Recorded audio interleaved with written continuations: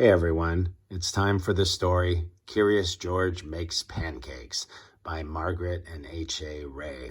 This is George. George was a good little monkey and always very curious. One morning, the man with the yellow hat woke George early. "Time to get up, George," he said.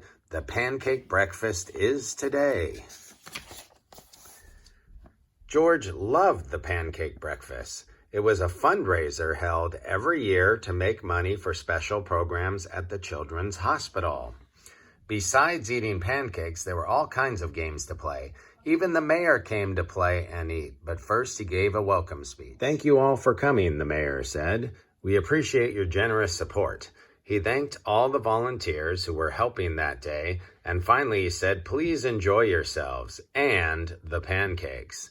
When the mayor finished, the man with the yellow hat said, "George, I'm going to buy our tickets. Please wait here and don't be too curious." George waited like a good little monkey, but something smelled good. Could it be the pancakes? George was curious. He followed the delicious smell and found a whole griddle full of pancakes. George watched as the man poured little batter circles and flipped them up in the air. It looked like fun to make pancakes. George wanted to help. On a table near the griddle was a basket full of blueberries. These pancakes need blueberries, George thought, and he sprinkled some on top. Meanwhile, the man at the griddle was so busy he didn't notice the little monkey helping him, but the line grew and grew. George's pancakes were a hit. Soon everybody wanted them, and the man could not keep up. "Please wait," he said to someone holding an empty plate. "I need to find an assistant to help me." And just like that, he was gone. George looked at the people waiting in line, and then at the empty griddle. Why, he could make the pancakes. He could be the assistant. George poured the batter into nice round circles. Then he added blueberries. He waited just a minute to let the pancakes cook. Then he flipped them over. And last, he added syrup. The line for pancakes was enormous, but with 4 hands, George made quite a chef, and no one's plate was empty for long. "I've been coming to this breakfast for years," a man said, "but I've never seen pancakes made like this before." "I've never eaten this many pancakes before," said a girl. "I didn't even like pancakes before," said another girl.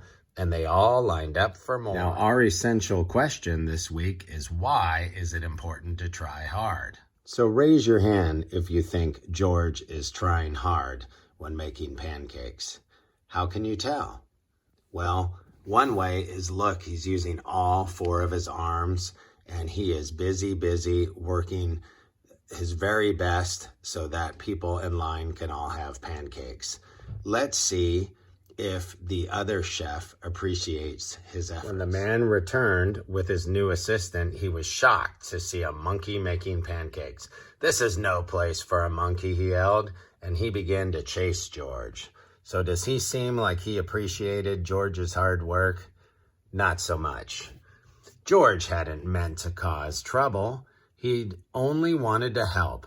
Now he only wanted to get away. Quickly, George found a place to hide, and the man and his assistant ran right by. But where did George go? Does anybody see him? Yes, he's pretending to be a stuffed animal right there in the game. When it was safe to come out, George jumped down. He was covered in syrup like a pancake, and he was sticking to everything.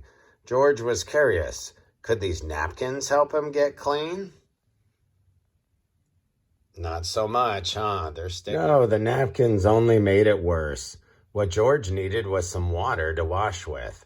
Why, here was the perfect thing. George climbed up. This would do the trick for a sticky monkey. George sat on the bench and splashed himself with water. But all of a sudden, splash! George was in the water. What a surprise! George climbed up again and splashed back down.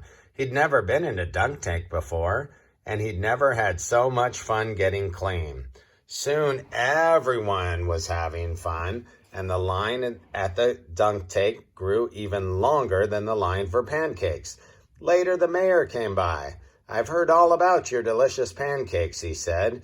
You've made our fundraiser a big success, and I have a special favor to ask. At the end of the day, George got to present the money from the fundraiser to the president of the hospital. Thanks to you, George. This has been our best year ever, she said. Will you come back and make pancakes again next year?